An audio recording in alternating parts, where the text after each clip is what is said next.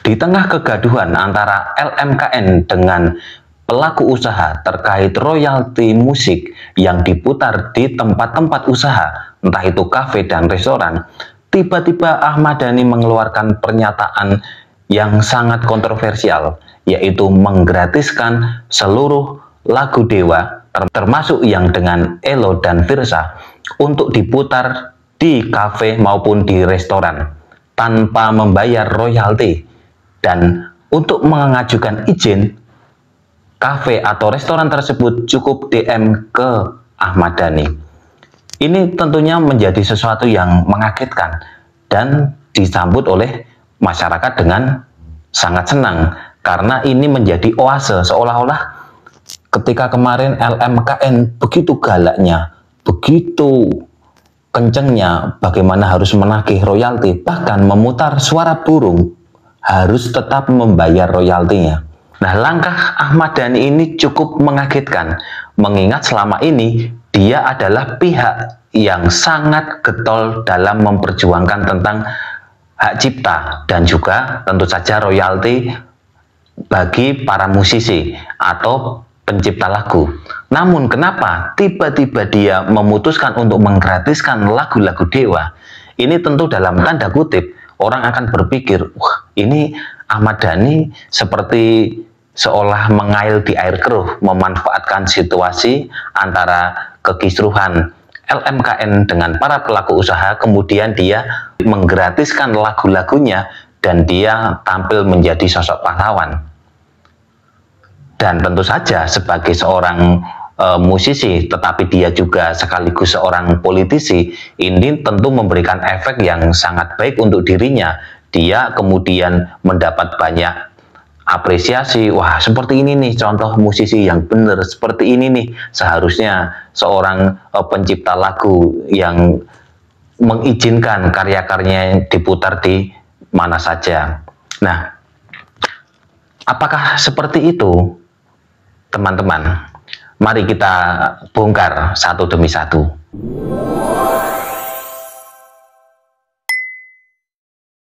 Kalau kita mengikuti Ahmad Dhani dalam memperjuangkan hak royalti bagi para pencipta lagu, ini sebenarnya sudah berlangsung sejak beberapa waktu yang lalu, teman-teman. Bahkan Ahmad Dhani sebenarnya justru dia ini juga mengkritik LMKN. Jadi dia kritikan yang dia sampaikan itu jelas bahwa LMKN ini tidak transparan dalam mengelola royalti dan distribusi royaltinya yang diberikan kepada pencipta lagu maupun yang mempunyai hak komersil atas lagu-lagu tersebut, terutama itu dari royalti-royalti pertunjukan, karena memang laporannya tidak jelas. Nah, itulah yang dikritik oleh Ahmad Dhani. Nah, kemudian Ahmad Dhani itu menjadi semakin dikenal, namun dalam tanda kutip konotasi negatif, karena perseteruannya dengan Once Michael, yaitu mantan vokalis Dewa itu sendiri. Karena waktu itu Ahmad Dhani itu mempertanyakan atau memberikan somasi kepada I.O. dari acara yang mengundang Once itu karena tidak membayar royalti lagu-lagu dari Dewa. Sementara kita tahu Once sudah keluar dari grup band tersebut.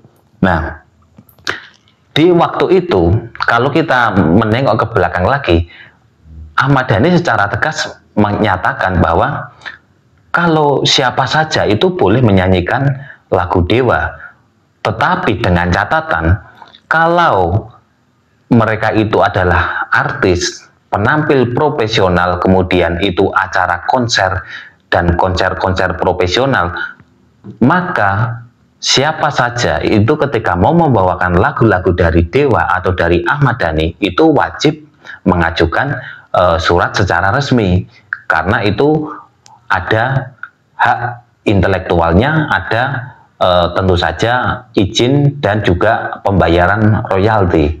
Tetapi di satu sisi waktu itu Dhani dengan tegas mengatakan bagi siapa saja, mau penyanyi kafe, terus kemudian yang mereka mengcover untuk di YouTube itu silahkan saja. Ahmad Dhani tidak mempermasalahkan itu. Artinya apa? Memang sejak awal Ahmad Dhani ini pro dengan pengusaha-pengusaha kecil, kemudian dengan musisi-musisi kafe. Ahmad Dhani itu tidak mempermasalahkan hal tersebut. Karena itu semacam simbiosis mutualisme kan, dengan semakin lagu Dewa itu semakin banyak dibawakan, maka akan semakin dikenal oleh masyarakat. Nah, tetapi memang berbeda kasus ketika dengan musisi-musisi profesional atau artis yang memang itu dia sudah skalanya sudah bisnis profesional. Kemudian di satu sisi, kenapa Dhani sampai harus tegas seperti itu? Ya karena itu tadi, teman-teman. Pengaturan royalti di pertunjukan yang selama ini dikelola oleh LMKN itu memang tidak transparan, pembagiannya seperti apa, kadang tidak jelas, kemudian yang didapat oleh musisi dan juga pencipta lagu kadang jumlahnya sangat memprihatinkan, padahal diketahui bahwa konser membawakan lagu-lagu tersebut cukup banyak, kan seperti itu. Nah, tentu saja melihat dari sini, kita harusnya justru bersyukur bahwa Ahmad Dhani itu dengan kegigihannya menyuarakan tentang hak cipta, kemudian royalti musik, akhirnya sekarang membuka mata masyarakat luas bahwa ternyata LMKN ini ya memang seperti itu, dalam pengelolaan nggak transparan. Dan saya justru melihat seperti ini, Ahmad Dhani sebagai seorang musisi, dia berhasil untuk menyadarkan masyarakat betapa ada permasalahan yang sangat pelik di lembaga manajemen kolektif nasional ini.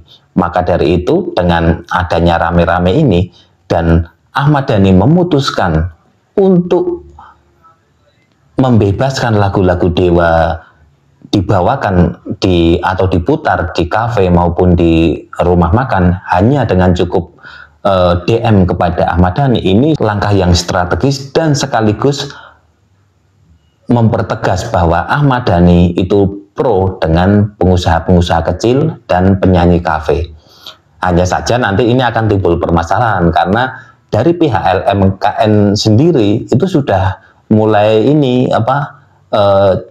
cuap-cuap lagi bahwa oh ya nggak bisa, walaupun musisi itu membebaskan karyanya untuk dibawakan, tetapi kan di situ ada 3 pihak, tidak bisa terus kemudian hanya satu pihak saja yang mengajukan menyatakan boleh.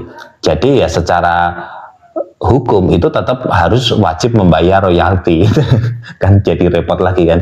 Jadi seperti itulah tentu langkah Ahmad Dhani dan beberapa musisi yang memutuskan untuk menggratiskan lagu-lagu mereka dibawakan di kafe maupun di rumah makan, itu tentu sesuatu yang sangat positif dan ini menjadi angin segar bagi para pelaku usaha. Tetapi yaitu tadi, ketika LMKN kembali bersuara bahwa ya tidak bisa seperti itu caranya, maka semakin jelas bahwa memang di sini justru pihak LMKN lah yang terkesan mempersulit dan juga ya yang jelas ingin mengumpulkan uang sebanyak-banyaknya dari royalti tersebut. Sementara dari dalam diri mereka sendiri pun belum bisa melakukan transparansi yang jelas kepada publik. Ini menjadi sesuatu yang tidak baik tentunya pandangan masyarakat terhadap LMKN. Nah, mudah-mudahan ini pemerintah bisa segera mengambil langkah yang strategis sehingga kegaduhan di masyarakat dan di pelaku usaha itu bisa segera mereda dan mereka bisa kembali menjalankan bisnisnya dengan tanpa rasa khawatir lagi. Nah, menurut teman-teman bagaimana? Silahkan bisa ditulis di kolom komentar. Sekian video kali ini, terima kasih sudah menonton. Jangan lupa subscribe, like, komen, dan share jika video ini bermanfaat. Terima kasih.